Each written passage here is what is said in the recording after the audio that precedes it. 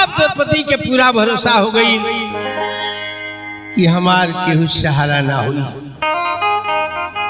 ए भैया तले वही सभा में दुर्योधन कहलस कि रे भाई दुशासन, अरे ताकत का बड़ी जंगवा उगार के देखोला से कहलस कि लिया के हमरे जांग पर लिंगा बना के बैठा दे। वही सभा में विदुर जी रहले, कहले कि दुर्योधन ऐसा ना होके चाहिए खानदान में, वो अपने खानदान हो। कहला दुर्योधन की विदुर चाचा अगर संत ना रहता ना तार जीभ खिंचवा देती, निकल जाए सभा से। तारा ऐसा संत के सभा में कोनो जरूरत नहीं है। विदुर जी कहले कि ठीक बा, हम जाता नहीं। जौन सोई भाई के तरह दिल में घमंड बा, इहो सुन कि आखिर में तारा के चिरुआ भर पानी देवे वाला केहू रही न जाई। आई है कहीं के विदुर जी निकल गईले। ये भैया जहां अनीति होखे बढ़िया आदमी बैठी चल गईले कहां वहां मंदिर में जहां धृतराष्ट्र पूजा करत रहले। धृतराष्ट्र के लगे विदुर जी पहुंच के कहले कि भैया तहरे बेटा दुर्योधन कृष्ण शरार बढ़ाओता, अपना घर के इज्जत भैया बीच सभा में दिखाओता। इज्जत लुटाई द्रौपदी के कृष्ण के रास रुकाई ना, असोला बन के भड़की भैया केहू के जान बाँच पाई। अरे मानो न मानो न बदला पलट जाई,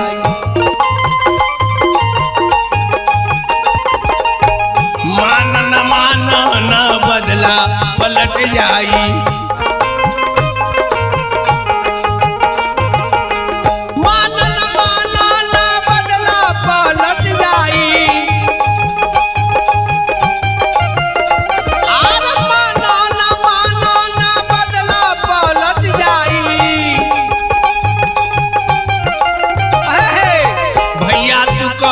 तो झगड़ा सलट जाई।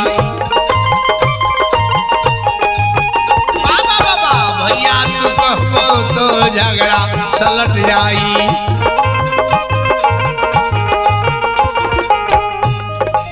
सदरी नगरिया क्षण में उलट जाई।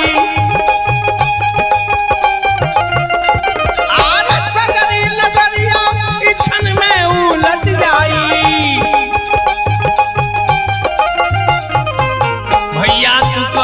तो झगड़ा सलट जाई।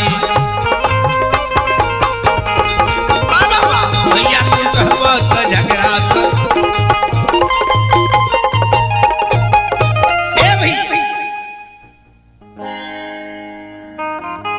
कहले धृतराष्ट्र की बाबू बेटा तो हमरे हो, लेकिन जहिया उ जन्म लहलस गधा सियार बोलने समय जी बुझ गई कि हमारा खानदान के नाश कराई। आगी में घी जरावता, पथल पर तीर चलावता, सीधा बारे हमरा यही से नचावता। और मैदान हो ऐसा इंद्रप्रस्थ बनौले रहे कि जहाँ सूखा रहे बुझाव की पानी बा, पानी रहे बुझाव की सूखल बा, बंद द्वार बुझाव की फूल है बा, फूलल द्वार बुझाव की बन बा। बस हम खुले द्वार जान के जाए लगने तो लेके आज मरनी। ए भाई जब उन्हें सलवटनी तो सोचनी कि है सुखले में निकल चली, सुखले जान के जाए लगने तो पानी में काली ढोब दे गिरनी। जब ढोब दे गिरनी तो ऊपर महल सुतापन चाला नहीं देखी सकला। ये द्रौपदी कोठा पर बैठा सखी लोग के संगे हंसे लगल के आनहर के लइका ना आनहर तो भक्चोनहर तो जरूर हो। ओई दिन हम अपना दिल में प्रतिज्ञा कलहनी कि जा द्रौपदी आज आनहर के लइका हमरा के भक्चोनहर बनाओ तारू। तयानहर के लड़का बायानहर इनका से बदला चुकैबे करी आ 5 पति के बाद घमंड तो सब कोई मात झुकैबे करी। बीच सभा में तोहरी द्रौपदी सारी याच खिंचैबे करी। हाकिम जादव केहू बोली ओकर माथ कटैबे करी। अब द्रौपदी के पूरा भरोसा हो गई कि हमार साड़ी खुल जाएगी। ए भैया लगली चिल्लाए,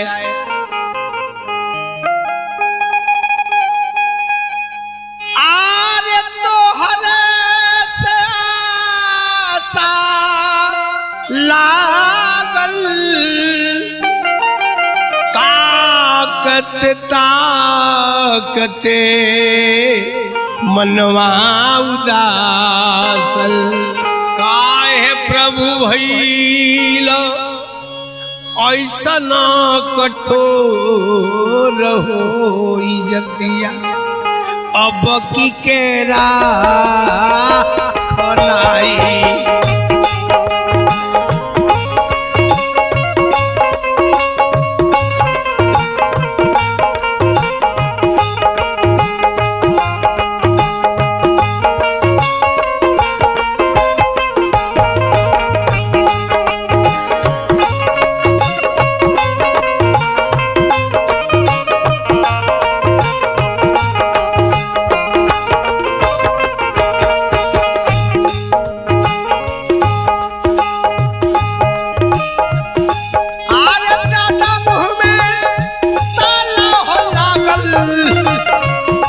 गुरुजी के मरम उठला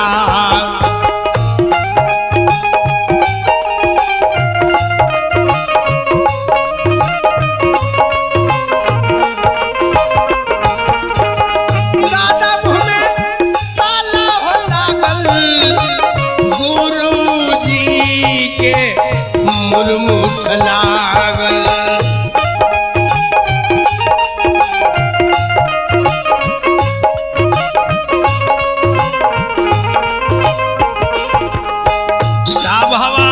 केहू लाहो हमार हो इजतिया अब की केरा बनाई।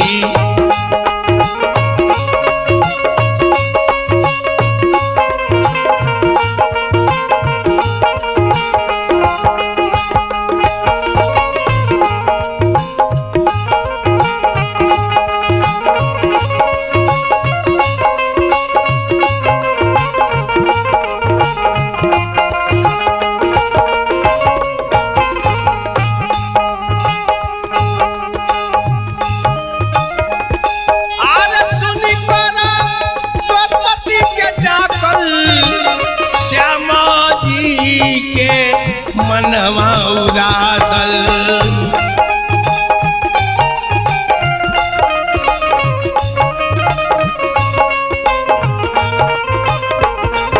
आरे झरा झरा मोहे लागल लोर होई जती अब की केरा होई जती झरा झरा बहे लागल लोर होई जतिया अब की केना खलाई। भगवान द्रौपदी के बात सुनले रोत आ रहे द्वारका में बैठ के, लेकिन अइले ना काहे कि द्रौपदी एक हाथे सरिया के धइले रहली, एक हाथे भगवान के बुलावत रहली। भगवान सोचता रहे कि द्रौपदी के हमरा पर भरोसा कहाँ बा। अगर हमरा पर भरोसा रही तो साड़ी धैर्य के कोनो काम न रहला। तले दुष्ट दुशासन आगे बढ़ल आ जाके सरिया के चरवा धैलस आ एगो झटका दब दहलस, बस यो हाथवा छूट गई आ दोनों हाथवा ऊपर उठल। कहली कि तन भी तेरा मन भी तेरा सब कुछ है ये तेरा, कुछ नहीं है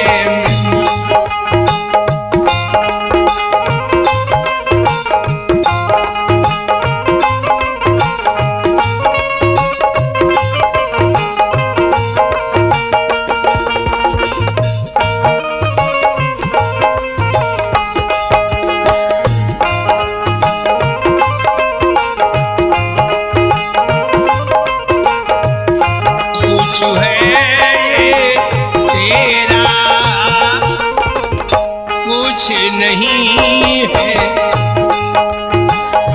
कुछ नहीं है मेरा, कुछ नहीं है मेरा।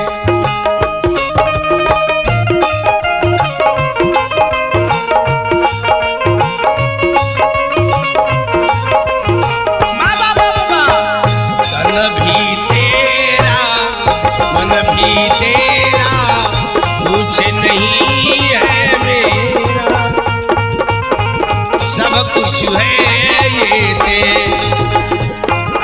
तेरा, मन भी तेरा, सब कुछ है ये तेरा, कुछ नहीं है। द्रौपदी जब चाल कैली, ए भैया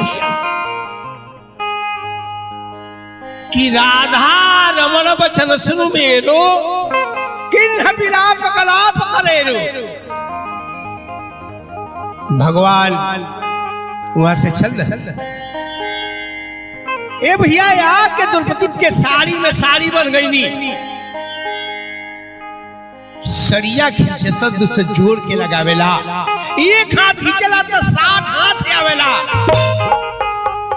लाल पियर के अंबार लगी जाला, बैगनी सबुज रंग देखी ना देखाला, जवन जवन रंग सारी जग में गिनाला, खींचता खींचता जो देखी था कि जाला, तब नहीं पार उस सड़िया के पावेला, और सड़िया खींचता दूसरे जोड़ के लगावेला।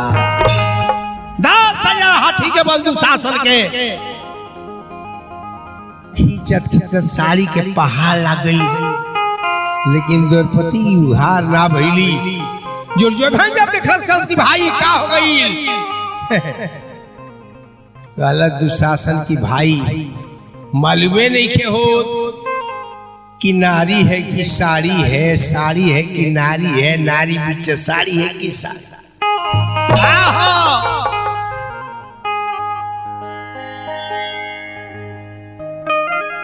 आर खुशी भइले पांडव लोगवा, खुशी भइल पांडव लोगवा, सभा के मझरवा आहरा, सभा दल में अनवा से मुहा वो करे हो गई, अरे करिया हो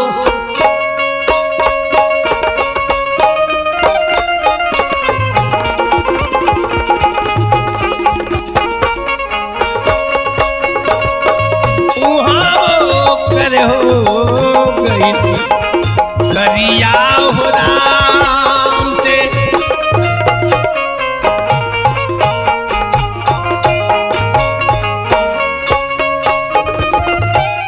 हारे दुशासन वीरा, हारे दुशासन वीरा,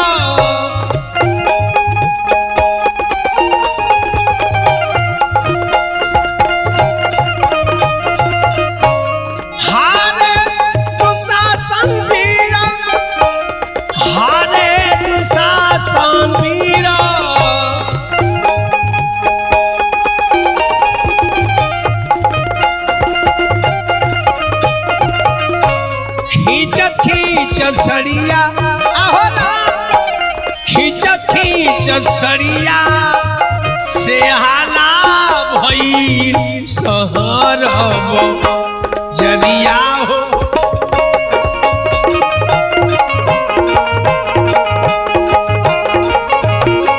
आसे हाला भइल सहर जरिया हो राम।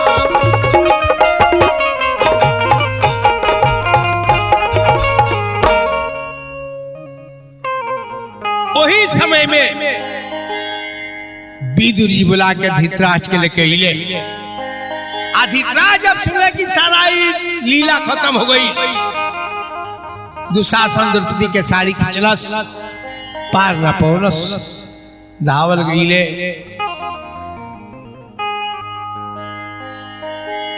धर्मराज के लगे, कहले कि बाबू धर्मराज, हम तारा पर बड़ा खुश बानी।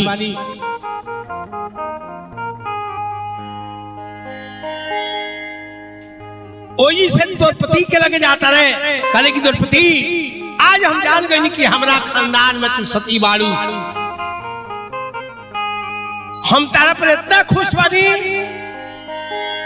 कि तू जवन मांगो हम तारा के देवे के तैयार बानी। द्रौपदी कहली कि चाचा जी जब इतना रुआ खुश बानी तइए हम रुआ से मांगे कि पांचों पति सहित जो लो हमार राजपाट जीत ले बा वो हमार लौट जाए के चाहिए। कहले धृतराष्ट्र की अबे से लौटा दहनी एगो औरी मांगो। कहली कि चाचा जी एगो औरी मांगे के जे बा तइए हम रुआ से मांगे आज के बाद से हमरा के केहू दासी मत कहे, आ चाहे हमरा पुत्र होकर संत होकर के दासी पुत्र के मत कहे। कहली कि इहो दहनी केहू ना कही एगो औरी मांगो। कहली कि ना ना चाचा जी तीसरा हक मांगे के हमार नहीं। गईले धर्मराज के लगे, कहले कि बाबू धर्मराज दुर्योधन बुर्बक लेकिन तार छोट भाई देखी बड़ा गलती कैलस, ओकरा के तू माफ कर दो। धर्मराज कहले कि चाचा जी इमे केहू के गलती ना होला। अरे हो जाला होनहारी बतिया केतनो खेती बना के बोवा अरे कति न दक्षिणा लाग जाला होनहारी बतिया। अरे हो जाला होनहारी बतिया केतनो पाना जोगा के रखबा अरे कति न पाला परी जाला होनहारी बतिया। अरे हो जाला होनहारी बतिया।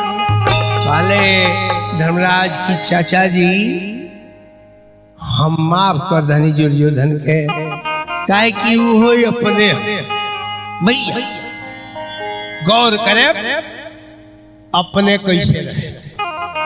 विष्णु के नाभि कमल से ब्रह्मा, ब्रह्मा से मरीचि, मरीचि से कश्यप, कश्यप से श्रादेव, श्रादेव के इक्ष्वाकु, श्रादेव के ईला, ईला के सुधुमन, सुधुमन के पुरुरवा, औहे पुरुरवा उर्वशी अप्सरा से शादी कैले रहे जकरा 6 गो पुत्र रहे। आयु सत्यायु सत्यायु विजय जयरथ। ओ आयु के अति जजाति, वही जजाति के शादी शुक्राचार्य के बेटी देवयानी से भई।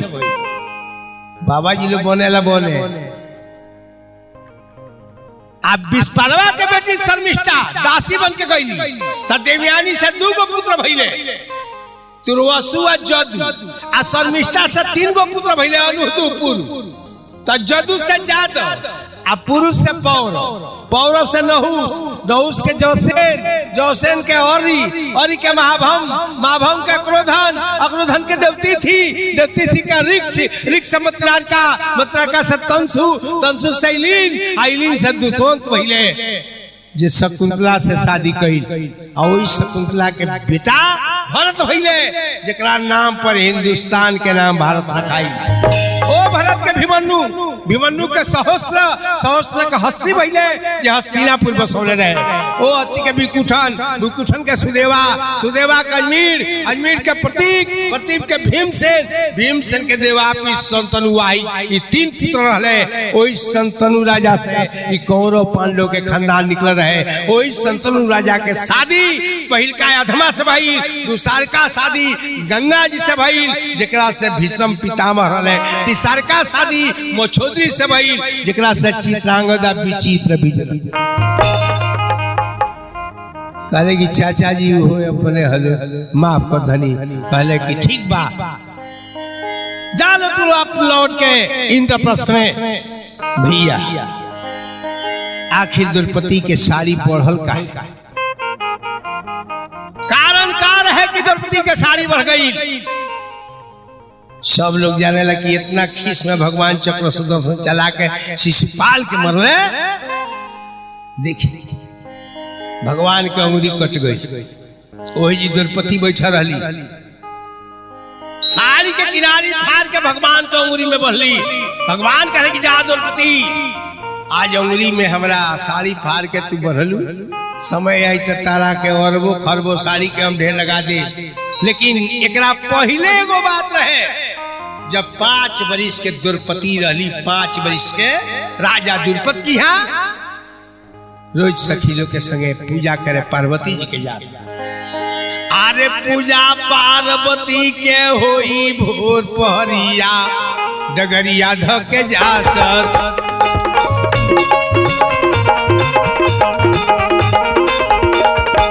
पूजा पार्वती के होई भोर पहरिया, डगरिया धके जासत।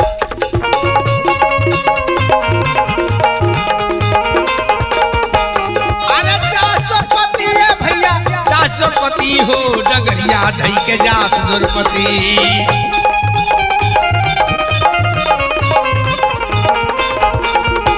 पूजा पार्वती के होई भोर पहरिया, डगरिया धके जास द्रौपदी।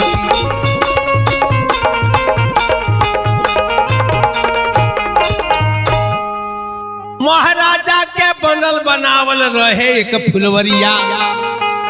अरे महाराजा के बनल बनावल रहे एक फुलवरिया। आर संगमा में सखी जासे उनका बेसुमरिया, डगरिया धके जास द्रौपदी। मैया पार्वती के पूजा करे के रोज नियम रहे। एक दिन वे स्नान कइले चल गईली मंदिर के दुआरी पर। जब दुआरी पर गईली गिरजा जी के, तब याद पड़ल कि आज स्नान नहीं कइले। साड़ी उठौली चल गईली। सूरदास का खड़ा रहले पानी के भीतरिया। बाबा एगो पानी में खड़ा रहले, जाके द्रौपदी खड़ा भइली।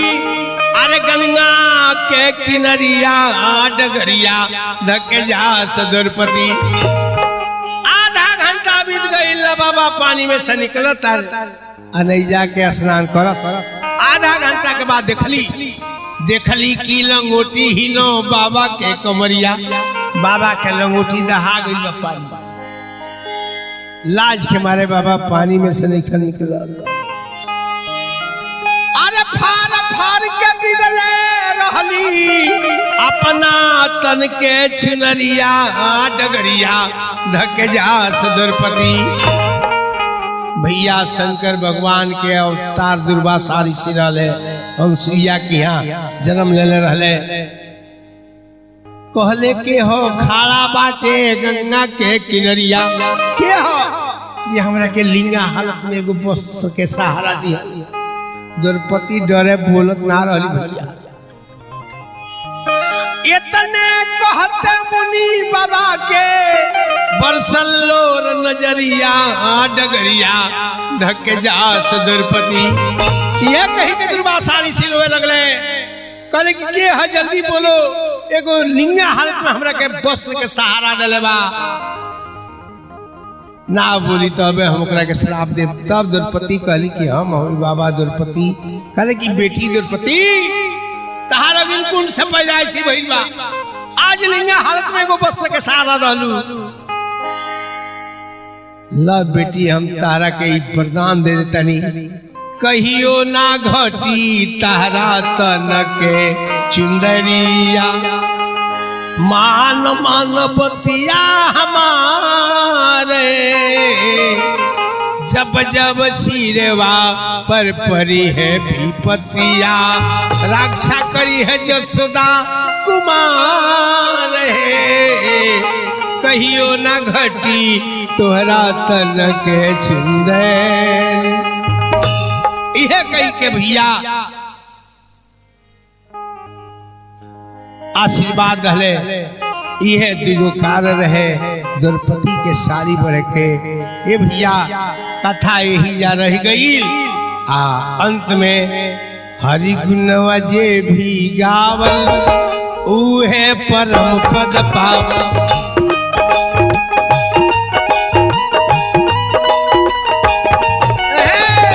हरि गुणवा जे भी गावल, उहे परम पद पावल।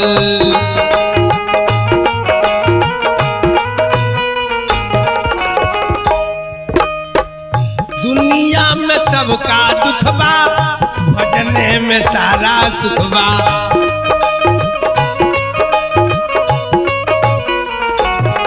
ऐसा दुनिया में केहू नहीं है जरा दुख ना हो के भैया। केहू धोने खातिर दुखी बात, केहू धोने से दुखी बात, कोई बेटे से दुखी बात, तो कोई बेटे भी नहीं। दुनिया में सबका दुख बा, भजने में सारा सुख बा।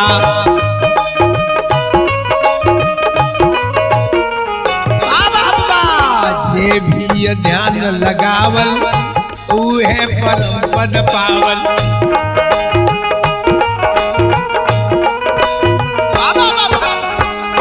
जे भी ध्यान लगावल, उहे परम पद पावल।